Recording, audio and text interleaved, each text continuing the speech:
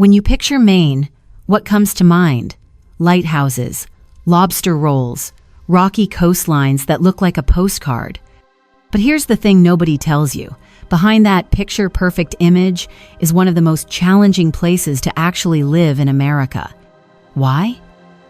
Because winters here aren't just cold, they're brutal. Jobs aren't just scarce, they're seasonal. And isolation isn't just peaceful, it can break entire communities. So why do people leave? And maybe the bigger question, why do some still stay? Stick around because by the end of this video, you'll see a side of Maine that the tourist brochures will never show you. Reason number 1.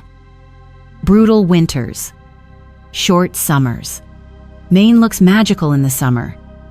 Green forests, sparkling lakes, and tourists flooding in for lobster by the coast. But here's the truth. That season is short, sometimes barely 2 months long. The rest of the year? Long, dark winters that test your patience and your wallet. Snow doesn't just fall here, it piles up. Storm after storm can bury towns, close roads, and leave people isolated for days. Heating costs soar, sometimes doubling a family's winter budget. And for older homes, of which Maine has plenty, drafty walls and outdated systems make it even harder to keep warm. But the cold is more than just physical. It's mental. Seasonal depression rates in Maine are among the highest in the country. Days feel endless when the sun sets before 4:30, and that postcard beauty? By January, it turns into a frozen reality that sends many residents packing. Reason number 2, shrinking small towns. Drive inland, away from Maine's postcard coast, and the picture changes fast. Small towns that once thrived on mills, farming, or logging are now hollowing out, the jobs that kept families rooted here. Gone. And the young people who might have carried these towns forward? They're leaving to Boston, New York, or anywhere with opportunity. That exodus leaves behind an aging population. In some towns, the median age pushes into the mid-42nd or higher. Schools consolidate or close altogether because there simply aren't enough kids to fill the classrooms. Main streets that once bustled are now dotted with empty storefronts, faded signs, and a Dollar General or two holding things together. It's not that people don't love Maine, many do, but love alone doesn't pay the bills. Without new industries or incentives to stay, the cycle continues. Young people leave, the tax base shrinks, and small towns fade into silence. Reason number 3, jobs, only seasonal or low pay. Maine calls itself vacation land, and that tagline says it all. For tourists, it's paradise.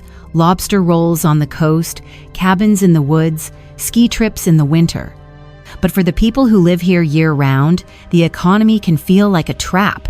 The backbone industries, lobster fishing, logging, seasonal tourism, don't provide the steady, well-paying jobs needed to build long-term security. Summer restaurants and resorts hire big, then shut down for the winter. Logging towns see work come and go with demand. Even lobster fishing, iconic as it is, depends on unpredictable markets and rising costs. What about white-collar or tech jobs? They're scarce. Unlike Boston or even Portland, many parts of Maine simply don't have the infrastructure or business ecosystem to attract those industries. That leaves locals stuck choosing between low pay at home or leaving the state altogether. For too many Mainers, vacation land feels like a slogan built for outsiders, not a reality for those trying to make a living here. Reason number 4, healthcare and access gaps. If you break a bone in rural Maine, you'd better hope it's not too serious, because help might be hours away.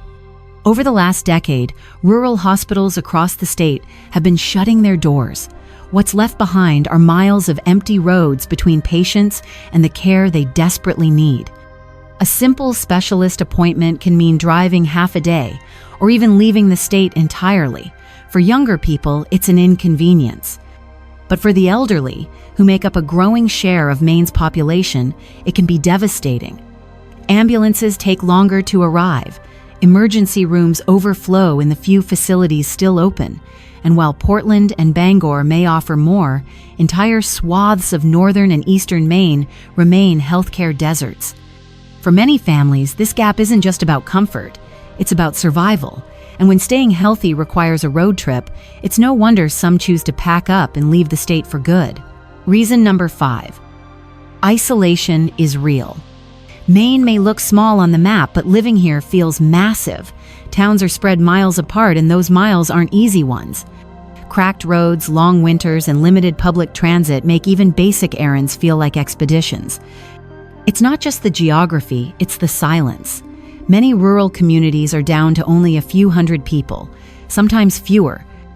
That means fewer neighbors to lean on, fewer social opportunities, and a lot more nights spent alone. This isolation comes with a cost. Studies show higher rates of depression in rural Maine, especially among older adults who no longer drive. Even younger residents say the loneliness can feel overwhelming. And while the peace and quiet might sound like a dream to outsiders, the reality is much harsher. When the nearest grocery store is 40 miles away and your closest friend lives in another county, the beauty of Maine can start to feel less like freedom and more like exile. Reason number 6, costly paradise. At first glance, Maine looks like a bargain. You can buy land here for a fraction of what it costs in Boston or New York.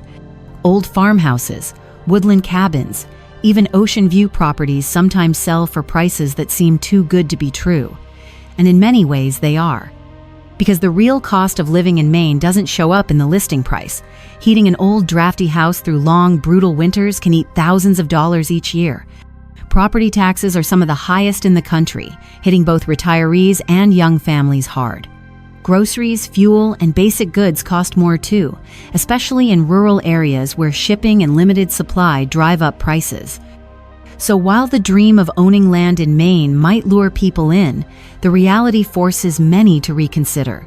Cheap property may get you in the door, but staying warm, fed, and financially stable is another story. Who still stays and why? Despite all the challenges, people do stay, and the ones who remain often share a common trait: rugged self-reliance. Maine attracts and keeps those who aren't afraid of hard work, long winters, and a life far from big city convenience. For some, it's the connection to nature that makes it worth it. Miles of forest, rocky coastlines, and star-filled skies offer a sense of peace that money can't buy. Retirees with savings choose Maine for its quiet pace, while families with deep roots stay because generations before them carved out a life here, and they're determined to do the same. There's also pride in tradition. Logging, fishing, farming, these industries may not be booming, but they still shape the identity of the people who live here. Locals know Maine isn't easy. In fact, many will admit outright it's not for everyone. But that's part of the point. For those who stay, Maine isn't about ease, it's about belonging. And if you can handle the isolation, the costs, and the weather, you might just find the reward outweighs the struggle. Maine is beautiful. It's raw, it's honest, but it's not easy. Which brings us to the real question. Would you trade convenience for solitude? For some, the answer is no. For others, that solitude is the whole point.